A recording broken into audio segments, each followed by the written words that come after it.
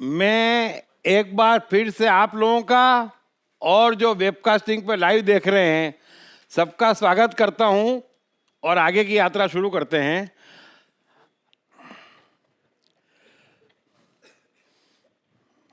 अब हम आगे बढ़ते हैं।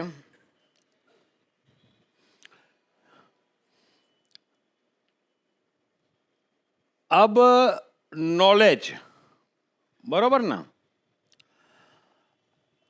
ये भी बात है कि भाई जीवन बनाना है तो नॉलेज चाहिए, बरोबर ना? अब नॉलेज एक ऐसी चीज है कि चाहिए चाहिए और चाहिए। और धार्मिक बनना हो तब तो बड़े बड़े शास्त्र चाहिए, नहीं? जीवन बनाना हो तो 25-50 हजार चीजें मालूम होनी चाहिए। ये नहीं पता तेरे को? और ये नहीं मालूम? और बात तो बराबर है यार, हर चीज के लिए नॉलेज चाहिए। अब सवाल ये है कि ये भी एक मूर्खतापूर्ण बात है, लेकिन समझना बड़ा मुश्किल है। मैंने पहले ही कहा, इसीलिए आज मैंने तीनों चीज बता दी कि तीनों के लक्षण ही अलग है। नॉलेज चाहिए चाहिए और चाहिए। नॉलेज इतनी डेंजरस चीज है जिसका किसी को कोई अंदाजा नहीं है। और जो महान है उनको नॉलेज नहीं है, लेकिन उनकी बात समझ में नहीं आती है। अब मैं क्या कर रहा हूं, मैं आपको नॉलेज तो दे नहीं रहा हूं। भगवान की दया से और आपकी मेहरबानी से, जगत की मेहरबानी से, अपनी बलबूते पर, अपनी मेहनत से, अपनी बुद्धि से जो इकट्ठा किया है और अपने आप को धारावी बना के रख दिया है, मैं वो काटने की कोशिश कर रहा हूं। दो बात का फर्क समझ लेना। मनुष्य का जो कुछ भी जीवन है, जो कुछ भी उसकी शक्तियां हैं, वो नॉलेज के डायरेक्टली इन प्रोपोर्शनेट है। जितना ज्यादा नॉलेज है उतनी कम इंटेलिजेंस है। ये सीधा है। अब ये चीज भी समझना पड़ेगी, और समझने के लिए हमने महान लाइफों की चर्चा करी है कि भाई देखो महान जीवन, महान लाइफ देखो आप कि कितना नॉलेज है उनके पास। और कोई यहां पर ऐसा है जिसके पास उनसे कम नॉलेज हो? ऐसा आदमी तो आज के जमाने में मुश्किल है, फिर वो महान हो चुका होता। बड़ा मुश्किल है। अभी धार्मिक खोदने जाओ, रीजनेबल धार्मिक, बड़ी मुश्किल जाती है। लेकिन सो कॉल्ड धार्मिक सभी हैं। इंटेलिजेंट खोदने जाओ, बड़ी मुश्किल दिखती है। नॉलेजेबल सभी हैं। अब कोई ये बताए कि आप में से जिसने जो भी नॉलेज आज तक लिया है वो क्यों लिया है? कुछ तो सोच के लिया होगा ना? क्या सोच के लिया है? बोलो।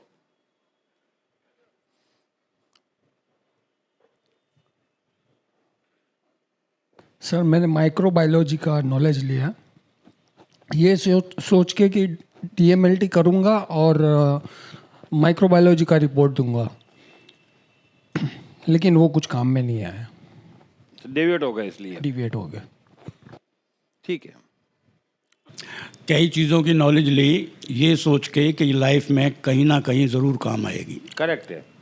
मेरे ख्याल से अधिकांशों को ये रीजन भी होता है ना कि जान ले कभी कुछ काम आ जाएगा। नहीं, क्योंकि 5-10 करोड़ साल का जीवन तो है ही, क्या जा रहा अपना, नहीं? कभी ना कभी किसी मोड़ पे कहीं ना कहीं शायद नहीं। अच्छा, कईयों ने इसलिए लिया है कि रह ना जाए। अच्छा, एक और कारण है नॉलेज लेने का कि 4 जनों के बीच में बेवकूफ न लगे। ये भी बड़ा कारण है। बराबर है ना? अच्छा, और ये सोच के भी लिया है कि इससे जीवन बन जाएगा, है ना? अब ये तो सबको क्लियर है, कोई बोलेगा नहीं, इतना तो अभी मेरा प्रभाव है ना, कि धर्म का लिया हुआ नॉलेज तो कोई काम नहीं आया, बराबर है? अब बाकी भी 1000 चीजें सबने सीख रखी है, समझ रखी है, पढ़ते हैं, है ना? उसमें से कितना जीवन में काम आ रहा है? कभी इस तरीके से सोचा? हां, सोचा परिणाम में काम नहीं आ रहा है, नहीं आ रहा है, बरोबर है? तो देखो, अब 80 साल के जीवन में समझो ऐसी चीजें कि जो काम ही नहीं आ रही है वो ढूंढ के लाए हैं, तो इसका मतलब समझदारी से तो कुछ लेना देना हमारा है नहीं।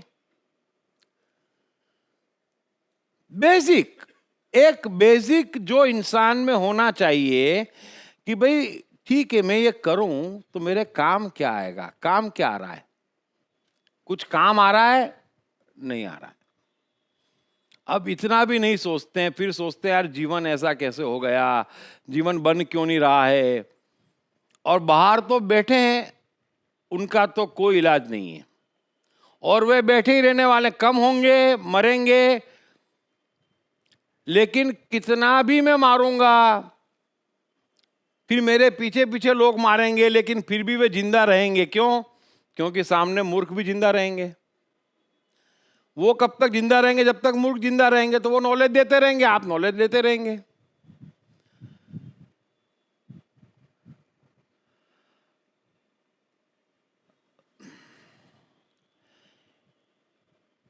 अब हम इन तीनों के जीवन पे आते हैं, राइट ब्रदर्स के, डिज्नी के और एडिसन के। आपने तीनों की लाइफ सुनी और हजारों की लाइफ सुन लेना, तीन की जरूरत नहीं है, आप स्टीफन हॉकिंग से लेकर आइंस्टाइन तक की, और जरा कंपेयर करो कि उनको जितना नॉलेज था या उन्होंने जितना नॉलेज लिया उससे मिनिमम 10,000 गुना सब जने ले चुके हैं, बरोबर है? ये क्लियर है उनकी लाइफ से। और यही सबके जीवन का और महान लोगों के जीवन का सबसे बड़ा फर्क है। सबसे बड़ा फर्क ये है, मैंने टॉल्स्टॉय का किस्सा भी सुनाया था एक, कि कोई बात मेरे कान में घुसे क्यों यदि मेरे काम की नहीं है। मेरा कान क्या फालतू है? फालतू है? मेरी आंख फालतू है? कुछ भी पढ़ लेगी, लेकिन फालतू तो है। और आंख, कान, बुद्धि और संसार एक ऐसा मिलन हो जाता है कि बेकार का। और एक भी नॉलेज जीवन में है जो काम नहीं आ रहा है, तो अच्छे से अच्छी भाषा का भी उपयोग करें तो उसको क्या कहना पड़ेगा? बताओ। अच्छी भाषा में भी क्या कह सकते हैं? कि मूर्ख है, पागल है, और क्या है? सिंपल बात बता रहा हूं। और हकीकत तो यह है कि मनुष्य की समस्या क्या है कि वो पागल हो गया है। अब पागलपन दूर होए तो काम चले, क्योंकि अपना ही शत्रु कोई हो जाए तो उसे कौन बचा सकता है? कृष्ण गीता में कह रहे कि अर्जुन, मनुष्य आप अपना मित्र, आप अपना शत्रु है। यदि तू जिद्दी पकड़ लेगा कि मुझे अपना शत्रु होना है तो मैं क्या कर लूंगा, और उसी को पागलपन कहते हैं। सो पहली चीज ये समझ लो कि आज के बाद यदि कुछ भी जीवन अच्छा बनाना है तो आपको जानना क्यों है। क्या आप नहीं जानोगे तो सूरज नहीं उगेगा? आप नहीं जानोगे तो बुध उठ जाएंगे? हो क्या जाएगा? चलो, मुझे ये चीज नहीं पता है, तो क्या हो जाएगा बोलो? कुछ हो जाएगा? अरे यार, मुझे तो आज से 15 साल पहले यूरोप और अमेरिका में फर्क है ये भी नहीं मालूम था, क्योंकि मेरे को विदेश ही नहीं जाना था। मैंने बोला यार कहाँ पानी पूरी ढूंढेंगे वहां। तो अपने जिस गली जाना नहीं, अपने क्या मालूम गोरे और काले, ये दो डिवाइड हो गया वर्ल्ड। जाओ नाटे और लंबे, हो गया डिवाइड। अभी कौन झंझट पानी में जाए? कितने देश है? अरे कितने भी देश हो, माने तो मुंबई में रहनो है। क्यों नॉलेज चाहिए? क्या अटक रहा है? अब स्कूल का एजुकेशन नॉलेज, और नॉलेज का मतलब है डल। नॉलेज का मतलब इंटेलिजेंट नहीं है। नॉलेज का मतलब है पागल बनाने की फैक्ट्री, इंसान को डल करने की फैक्ट्री, और सब डल हो गए। मशीन स्लो हो गई है, अब मशीन चल ही नहीं रही है, मशीन करप्ट भी हो गई है, और करप्ट मशीन का मतलब पागलपन। तो ये जो कुछ भी हो रहा है कंट्रोल के बाहर हो रहा है जीवन में। जीवन अपना है, कंट्रोल अपना नहीं है। ये इस वजह से हो रहा है कि आपने नॉलेज लिया है। अब क्यों क्रोध आता है, क्यों टेंशन आता है, क्या क्यों कर रहे हैं, क्यों कर रहे हैं, सुबह से शाम तक हिसाब लगाएं कि मन में चाहे जीवन बनाने की, और कर क्या रहे हैं। गौर से देखोगे तो पता चलेगा जीवन ठक करने की। ऐसा विरोधाभास हो गया है।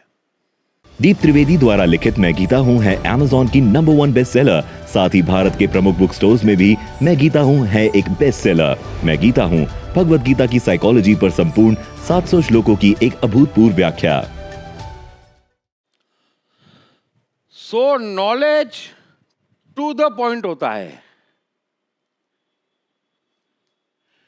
इन तीनों ने एक नॉलेज यहां से पकड़ा, सिर्फ एक। कहां से पकड़ा? बाहर से नहीं पकड़ा कि मुझे वैज्ञानिक बनना है। बरोबर है? बरोबर है ना? मेरे को ड्राइंग बनाना है। कितना नॉलेज? इतना नॉलेज। इन तीनों का नॉलेज देखना जरा। दुनिया में तो सब जने बताएंगे उटपटांग चीजें, फोकस करो। एक आदमी बता दे, ये तो मैंने आपको आज बताया कि फोकस थोड़ी करना है, डेविएशन से बचना है, इफेक्ट से बचना है। जो रह जाएगा उसको फोकस कहते हैं, और ये लोग सिखाते हैं फोकस करो। अब जो साइकोलॉजिकली डिफरेंट है, करोगे कैसे? समझ में आई बात? फिर आप भी फोकस नहीं हो रहा है, अबे फोकस थोड़ी होगा, तो डेविएट हो रहा है। फोकस नहीं हो रहा है ऐसा नहीं है, डेविएट हो रहा है।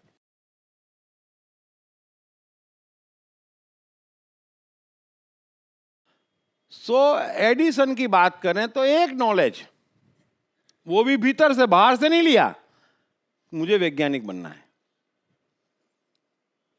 फिर दूसरा नॉलेज, घर में तकलीफ है, पेट में भूख लगती है, पहनने कपड़े चाहिए, कुछ ना कुछ करके कमाना पड़ेगा। वो भी भीतर से अपने सेंस से लिया कि भाई भूख अपने को लगती, कपड़े अपने को पहनना, तकलीफ सामने। बाहर से नॉलेज लिया? नहीं लिया। फिर अंडे बेचे, प्रयोग करे, प्रयोग असफल होने लगे तो डेट्रॉइट जाना शुरू किया। तब जाके उन्होंने सोचा, समझ लेना, कि यार विज्ञान की किताबें पढ़ी जाए, क्योंकि मैं केमिकल बना रहा हूं, माइकल उड़ने की जगह मर रहा है, तो कुछ करना पड़ेगा, है ना। तो टू द पॉइंट आगे बढ़े। आविष्कारों में रस था, कुछ नया करना है, तो किताबें पढ़ने के तरीके भी उल्टे हो जाते हैं। यहां पे किताबें पढ़ते भी किसी को नहीं आती। किताब पढ़ने का मतलब याद कर लो,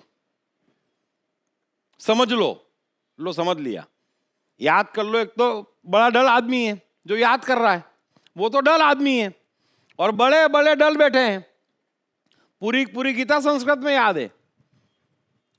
ये डल आदमी है, तोता। उससे थोड़ा समझदार आदमी की समझ लो, लेकिन समझ के भी क्या करेगा। किताब पढ़ने का तीसरा तरीका है कि इसमें से मुझे अगर 1,00,000 कदम आगे जाना है तो बगैर बीच का पढ़े में कौन से सूत्र से जंप मार के आगे चला जाऊं, खचाक। इसको कहते हैं पढ़ना। समझ के क्या करूंगा मैं? वो तो जिसने लिखी उसने समझा ही हुआ है। मैं आपको एक चीज पकड़ाऊं और आप 100 कदम आगे भागो और कल मुझे बोलो कि आपने बच्चे का मन समझाया। लो, मैं प्रकृति के मन के नियम बताता हूं। अब उसको कहते हैं दौड़ना आगे। लेकिन जिसके पास नॉलेज है वो तो अटक गया।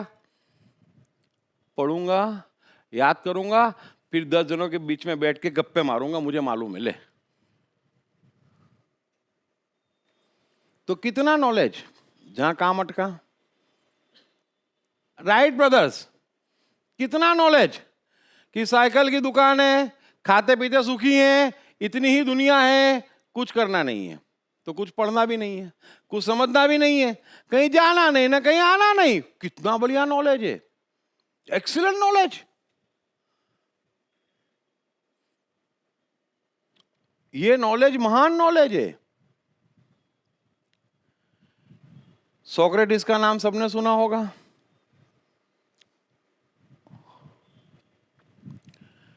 उस जमाने में सोक्रेटिस तो सोक्रेटिस थे, एकदम कड़क भाषा में और खींच लेते थे, तो बेचारे धर्म ध्यान में मानने वालों का जीना मुश्किल कर देते थे। आ बहस कर, अरे नहीं करनी यार, आ बहस कर और दे धनाधन शुरू। ठीक है भाई, ये तो सोक्रेटिस की समस्या थी।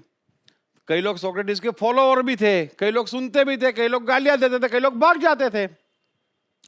और फिर क्रिश्चियन परेशान भी हुए जब खूब गालियां दी तो जहर भी पिलवा दिया। क्रिश्चियन है ना, उस समय का जो धर्म था, धर्म में कोई हिंदू मुस्लिम सिख ईसाई नहीं होता है, सारे धार्मिक एक जैसे हैं। जो सच बोल रहा है उसको सताओ और मारो, बस। तो सोक्रेटिस को जहर दे दिया, वो भी अलग चीज है, मार डाला वो भी अलग चीज है। अब जो मैं कहना चाह रहा हूं वो समझो। उस जमाने में एक और महान ज्ञानी था और उसके फॉलोअर काफी थे, क्योंकि वो सज्जनता से समझाता था, है ना। ले दे के ऊपर ऊपर की बात करें, कहां गहरी बातें करनी, छोड़ो, है ना, तो बात बन जाती है। तो एक दिन शिष्यों ने पूछा कि सोक्रेटिस के बारे में आपका क्या ख्याल है। अरे बोलो बोलो, नाम मत लो उसका, तो वो तो महान ज्ञानी है, उसके मुकाबले का ज्ञानी आज की तारीख में धरती पे ही नहीं है, वो सब जानता है। शिष्य तो चमक गए, बोले हम आपको गुरु कहते हैं और वो सोक्रेटिस और ऐसा बदमाश और आप उसकी बात कर रहे हो, बोले महान ज्ञानी है। ऐसी कोई चीज नहीं जो वो नहीं जानता है। अब शिष्यों को क्या चाहिए, बोले वो बड़ा गुरु, तो वहां चलो। गए सोक्रेटिस के पास और बोले हमारे गुरुजी कहते हैं आप सब जानते हैं। सोक्रेटिस बोले तुम्हारा गुरु पागल है, मैं कुछ भी नहीं जानता हूं। सबको लगा, सब शिष्यों को लगा कि बात सही है, ये दिखता ही ऐसा, ये क्या जानता होगा। बोले ये नहीं जानता है, सच बोल रहा है, हमारा गुरु किसका हुआ है। फिर वापस गुरु के पास गए, अरे बोले हमको भगा रहे हो आप, वो तो कुछ भी नहीं जानता है। मेरे मूर्खों, गुरु बोले इसीलिए वो सब कुछ जानता है।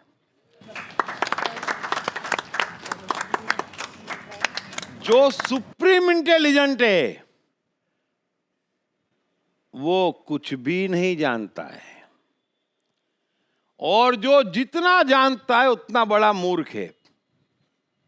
ये सत्य की भाषा है, ये मन की भाषा है। और बुद्धि की भाषा में जो जितना जानता है वो बड़ा पंडित है। मैं 10 शास्त्र जानता, मैं 30 जानता, और एक आदमी बेचारा गीता का एक श्लोक ही जानता है। ठीक, कृष्ण ने कहा था ज्ञान भीतर है ना, इसलिए मैं एक भी शास्त्र नहीं जानता। कितना छोटा जानता वो, लेकिन कितना बड़ा जानता वो। सो नॉलेज। अब इनकी लाइफ देखो। राइट ब्रदर्स ने पढ़ा हवाई जहाज बन सकता है, एक ही लाइन पढ़ी, बनाना तय किया भीतर से, फिर जाके नॉलेज देना पड़ेगा, तब तो बराबर है ना, तब तो बराबर है, बात समझ में आती है मेरे को। लेकिन हवाई जहाज बनाना नहीं, विज्ञान पढ़ना है, ग्रेजुएट होना है, ये कहां से ढूंढ ला है, क्यों होना है। कुछ आगे का डायरेक्शन है कि बस धारावी कचरा पेटी 80 साल का जीवन कितना ना अपने को परेशान कर दूं। अपने से दुश्मनी, धर्म भी सिखाता, समाज भी सिखाता, परिवार भी सिखाता, और आप तो मास्टर हो गए सब जने। अपने से दुश्मनी, मैं कोई फालतू आइटम हूं? मैं कोई फालतू आइटम हूं? नॉलेज चाहिए। अरे मैं छोटी सी उम्र में अकल वाला था, मैं तो बहुत ज्यादा अकल वाला था। खैर, हिंदी, इतिहास, ये सब सब्जेक्ट होता है ना, तो सवाल गांधी जी की महानता पे ऐसे लिखो, अभी लिखता हूं फाइनल एग्जाम में। हमेशा तो मैं बर्थडे नहीं लिखूंगा, कहां पैदा हुए नहीं लिखूंगा, इसका महानता से कोई ताल्लुक है नहीं लिखूंगा। फिर वो मार्क नहीं देवे तो मैं समझ जाऊं ये टीचर बेवकूफ है। तो मैं 5वीं 6वीं में समझ गया कि ना टीचरों में अक्ल है, ना एजुकेशन में, ना स्कूल में। अभी गांधी जी कब पैदा हुए थे? ले 50,000 साल पैदा हुआ थे, स्टोरी बदल जाएगी।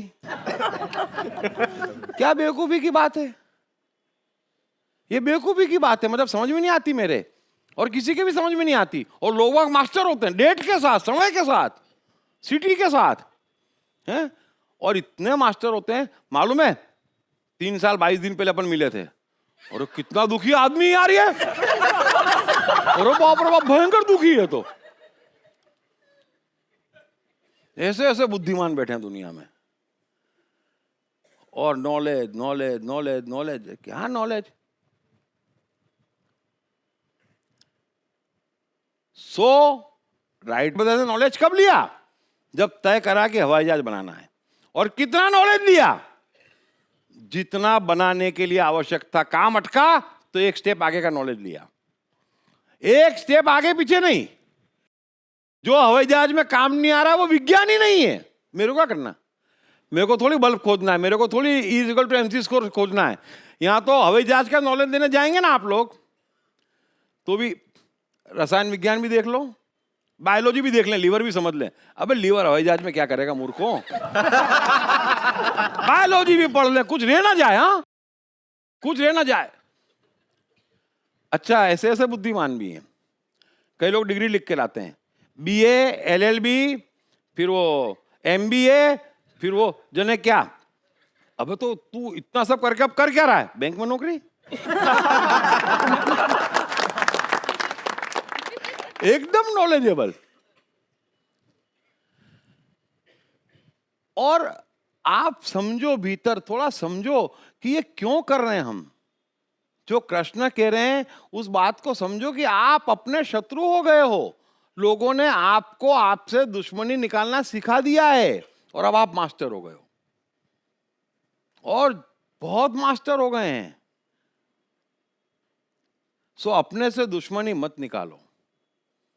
दीप त्रिवेदी द्वारा लिखित मैं गीता हूँ है Amazon की नंबर 1 बेस्ट सेलर। साथ ही भारत के प्रमुख बुक स्टोर्स में भी मैं गीता हूँ है एक बेस्ट सेलर। मैं गीता हूँ भगवत गीता की साइकोलॉजी पर संपूर्ण 700 श्लोकों की एक अभूतपूर्व व्याख्या।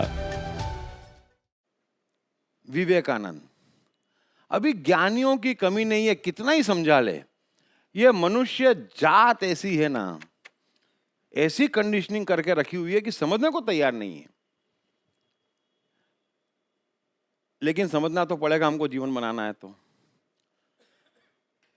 अभी विवेकानंद को सब जने जानते हैं, हाँ, एकदम तेजस्वी, ज्ञानी, धन धनाधन, बचपन से ही, बरोबर ना? सुन रखा है ना सबने। एक बार कोई उनका मित्र ले गया कि महान संत रामकृष्ण परमहंस मिलके आते हैं। अब एक तरफ विवेकानंद और एक तरफ रामकृष्ण परमहंस। यदि संसार की भाषा में देखूं तो एक तेजस्वी विवेकानंद, ज्ञानी, बुद्धिमान, और एक तरफ बेचारा फकीर जिसे कुछ नहीं मालूम। गए विवेकानंद, देखा, बैठे। विवेकानंद को लगा ये तो बेवकूफ आदमी है, इसको कुछ पता होता नहीं। 2-3 सवाल पूछे विवेकानंद ने। ज्ञानी लोग यही करते हैं ना, टेस्ट लेते हैं। विवेकानंद एकदम तेजस्वी, बुद्धिमान, टेस्ट ले लूं। रामकृष्ण परमहंस हंस के बोले रुक जा, पहले मेरा प्रवचन सुन। बोले ठीक है भाई। तो रामकृष्ण परमहंस शुरू हुए और वो अपनी मस्ती में बोलते थे और उनको लगा कि आदमी बराबर, इसको तो ज्ञान देना ही पड़ेगा, है ना। तो गीता का एक श्लोक पकड़ा और पढ़ना शुरू करा, वर्णन देना शुरू करा। और उनकी वाइफ थी शारदा, उसको बोले शारदा सुन, पकोड़े का शौक था उनको, बोले पकोड़े बना के ला। ठीक है भाई, इंस्ट्रक्शन दे दी। फिर बोले अब हम आगे बात करते हैं। पकोड़े जो है वो बेसन से बनते और तेल में फ्राई होते हैं। विवेकानंद बोले पागल आदमी, अभी गीता को बोल रहा था, अभी पकोड़े बोल रहा। बोले क्या? तो विवेकानंद तो उठे, फिर दोस्त को डांटा और जाने लगे। रामकृष्ण परमहंस लोग गले तो मिलके जाए यार, नाराज क्यों होता है? नहीं नहीं नहीं नहीं, वो पीछे से पकड़ लिया रामकृष्ण परमहंस। अरे बोले तो पागल भी है साला। बक गए, अब वो तो बक गए। दोस्त को भी डांटा, महीना भर निकला होगा। फिर उसको लगा यार विवेकानंद को, क्या रे आदमी गीता, गीता से पकोड़े, पकोड़े से गले लग रहा है और साला आंख में कुछ था, और एक बार जाके चेक करा जाए। रामकृष्ण परमहंस ने नहीं बुलाया, समझ लेना। गए फिर तो रामकृष्ण परमहंस बोले बैठ बालक, मुझे मालूम था तू आएगा और तेरे से अकेले में बात करता हूँ। बोले नहीं नहीं नहीं, नहीं। ये पागल आदमी कुछ भी करे फिर घबरा गया। नहीं अकेले में नहीं, बोले सब जने साथ में ना। बोले नहीं बेटा अकेले में। देख दरवाजा बंद कर दिया और रोने लग गए। फिर रोते रोते हंसने लग गए। फिर बोले गले मिल। बोले मैं जा रहा हूं और आऊंगा नहीं, मैं दरवाजा बंद।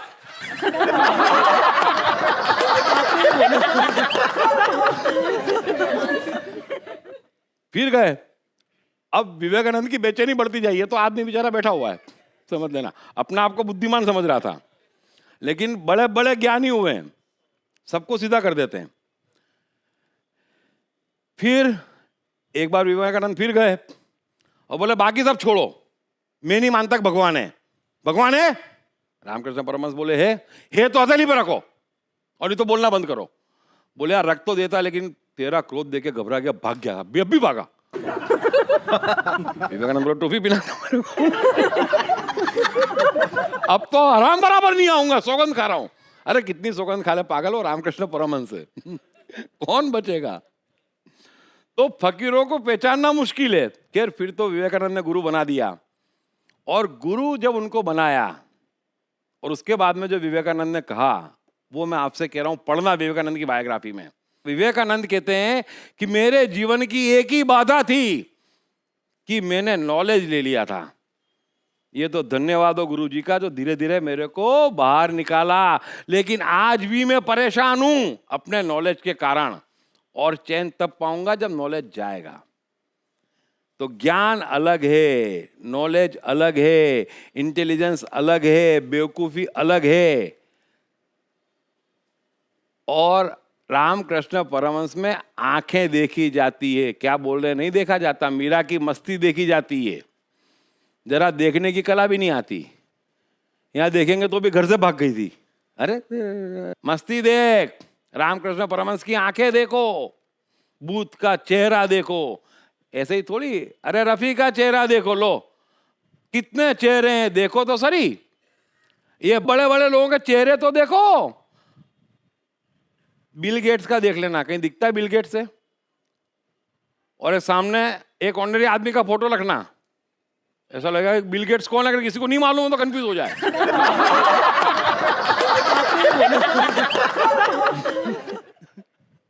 ये महान ऐसे ही नहीं हो रहे हैं यार, ऐसे ही नहीं हो रहे हैं। वो पप्पू ददू, वो बड़ी बड़ी रथ पे बैठ के तो मालूम पड़ जाता है क्या पप्पू ददू है। और संत बेचारा सामने से निकल जाएगा तो लगेगा अरे क्या है यार ये। एक आदत पड़ गई है। सो राइट ब्रदर्स हो, डिज्नी हो, उनको इतना ही मालूम है जितना काम अटक रहा है, और वो भी तभी सीख रहे हैं जब काम अटक रहा है। उससे ऊपर का कुछ नहीं मालूम है, इसलिए वो महान है। और मालूम होने के लिए थोड़ा समझो, विज्ञान भी समझो। कुछ भी नहीं मालूम है। आप जब ये बॉक्स यूज करते हो ना, यहां पर सोचते हो, पढ़ते हो, करते हो, इस बॉक्स से काम करते हो ना, कभी गौर नहीं किया पूरे शरीर का ब्लड यहां पर खींचाता है और एग्जॉस्ट होके तुरंत थक जाते हो। और जब यहां से काम करते हो तो ब्लड सर्कुलेशन नॉर्मल रहता है, कितना भी कर लेते हो नहीं थकते हो। 3 साल का बच्चा है, उसे संभालने के लिए 10 मेंबर कम पड़ते हैं, हट्टे कट्टे जिम जाके आते ना, दौड़ के आया, ले बच्चे को संभाल के दिखा, वो कुर्सी के नीचे घुसा तो घुस करो कभी। अरे उसकी एनर्जी परम है, ब्लड ही नहीं खींच रहा है, पूरा सर्कुलेशन परफेक्ट है। यहां से सोचने में मर जाता है। मुझे पता ही नहीं चलता आदमी सोच कैसे लेता है, आज तक मुझे नहीं मालूम, बचपन से नहीं मालूम कि सोचते कैसे यार। और कभी मौका आ जाए ना तो मैं तो 1 सेकंड में भग जाता हूं, जो होना है हो जाए। यहां तक ब्लड में नहीं खींच सकता बाबा, शांत। अब सिस्टम ऐसी खराब है कि सब चीज सोच सोच के कर के चू चू चू चू चू, फिर देखते भी नहीं है पक्षी उड़ रहा है कितना स्मूथ उड़ रहा है, पानी बह रहा है कितना स्मूथ बह रहा है। तो आप काम स्मूथ क्यों नहीं कर रहे हो? क्योंकि यहां पर खींच रहे हैं ब्लड। पढ़ने में, नॉलेज लेने में, सोचने में कितना ब्लड खींचते हो, कितना ब्लड खींचते हो। शास्त्र पढ़ रहे हैं, ये भी जान लो, पर कितना ब्लड खींच रहे हो?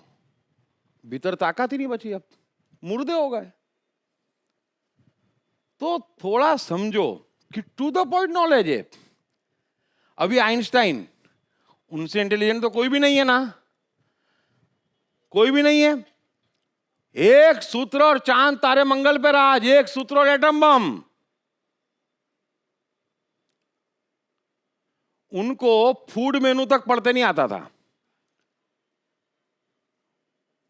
तो कभी अकेले रेस्टोरेंट नहीं जा पाए।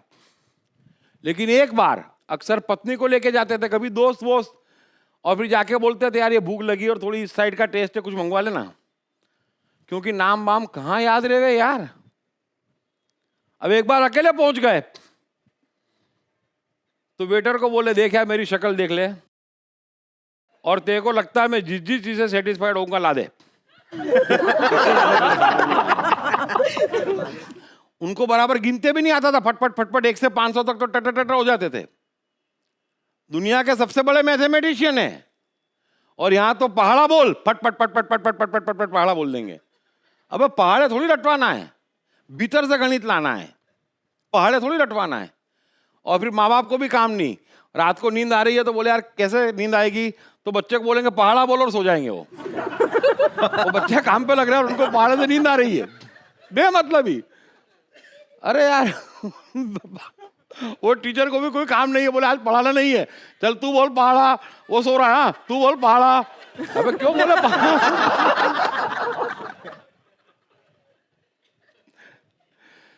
वैसे पंडित जी वो भी ऐसा ही है, एक बार वो बोलेंगे ओम नमः शिवाय, फिर तुमको बोलेंगे बोलते रहो बोलते रहो बोलते रहो।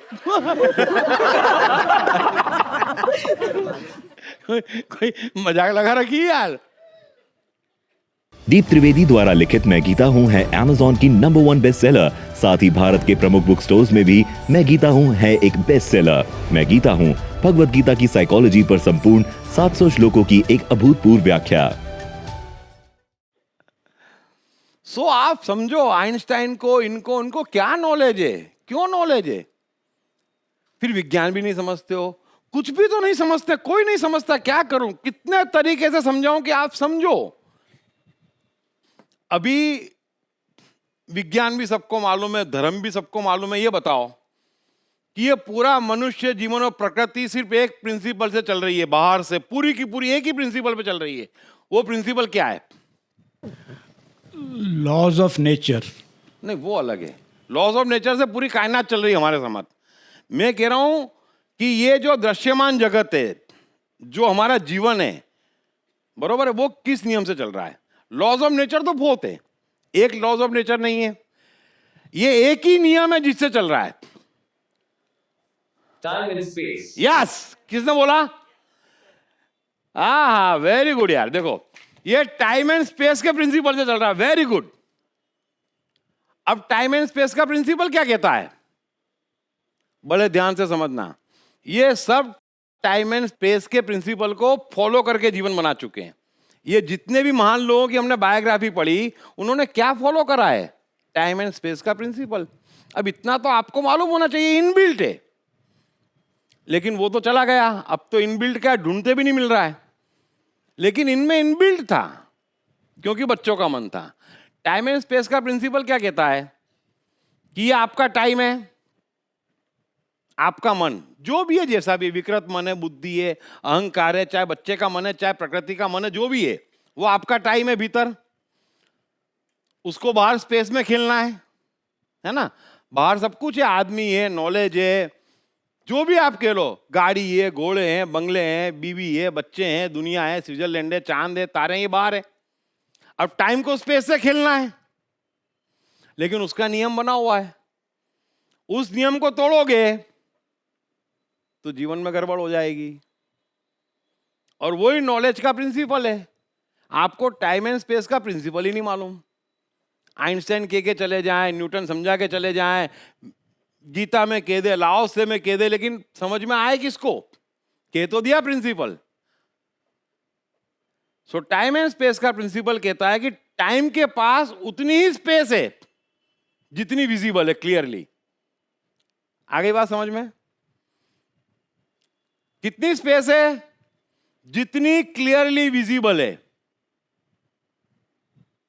अब इस सिद्धांत का आप लोग उपयोग भी करते हो और रोज करते हो और सक्सेसफुली करते हो। लो, अब सोच लेना अपने जीवन के बारे में कितना कम जानते हो। कोई बता दे काय में उपयोग करते हैं? एक्सीलेंट, कार चलाने में। बरोबर है। आप यहां से गाड़ी लेके दिल्ली जाना चाहते हैं तो टारगेट दिल्ली है, लेकिन जितना क्लियर दिखता है उतने के बाबत आप डिसाइड करके चलते हो।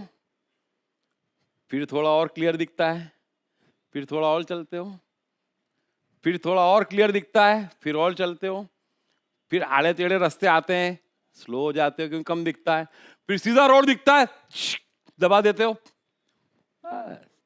अब इन लोगों ने कैसे चलाई गाड़ी? जितना क्लियर विजन उतना एक्सीलरेटर।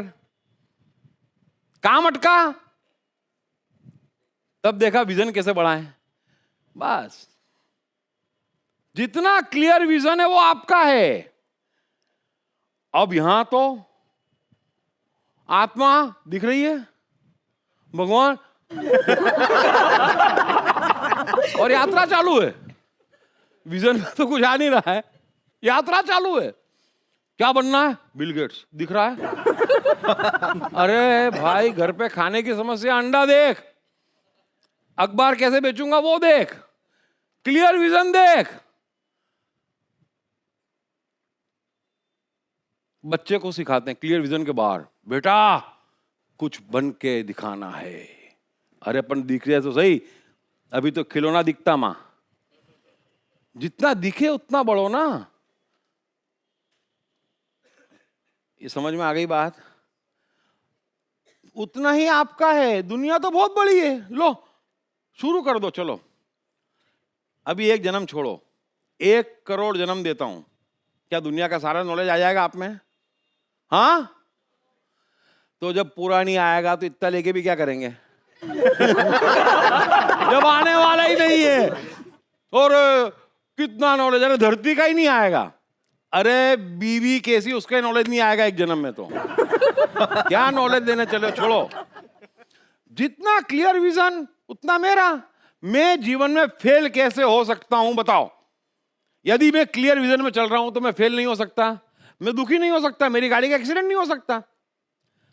लेकिन यहां तो सिखाया जा रहा है, पागल लोगों, हम बताते हैं जीवन कैसे बनेगा। कहां जाना है? दिल्ली। ओके, देखो, जू से निकलो, गाड़ी 30 पे चलाओ अगले 10 किलोमीटर तक, उसके बाद में 60 पे दबा दो। अबे ट्रैफिक जाम और ठोक दो।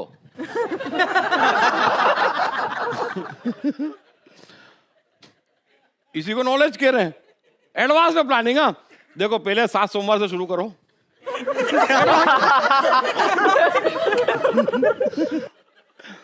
और फिर गाड़ी दबा दी ढम करके। क्या? अरे अपन जितना दिख रहा उतना मेरे बाप का है, बाकी सब भगवान का है। उसकी फील्ड बड़ी है, अपनी फील्ड छोटी, इतना तो मानो यार। यहां तो सब जना भगवान बनने में लगे हैं।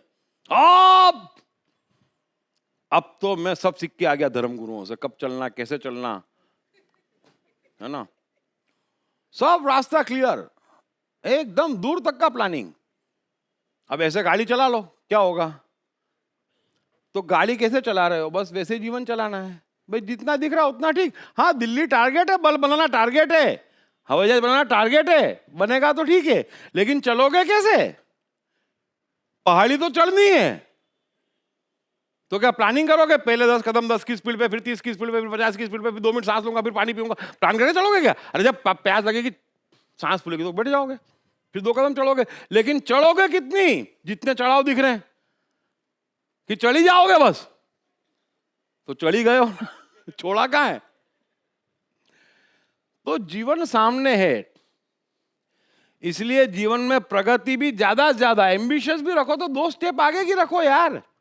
चलो ठीक है, बड़ी एम्बिशियस रखोगे तो बड़ा फंसोगे, रॉन्ग डायरेक्शन पकड़ोगे। ये बल्ब बना रहे हैं, हवाई जहाज बना रहे हैं, कोई बड़ी एम्बिशंस का परिणाम नहीं है।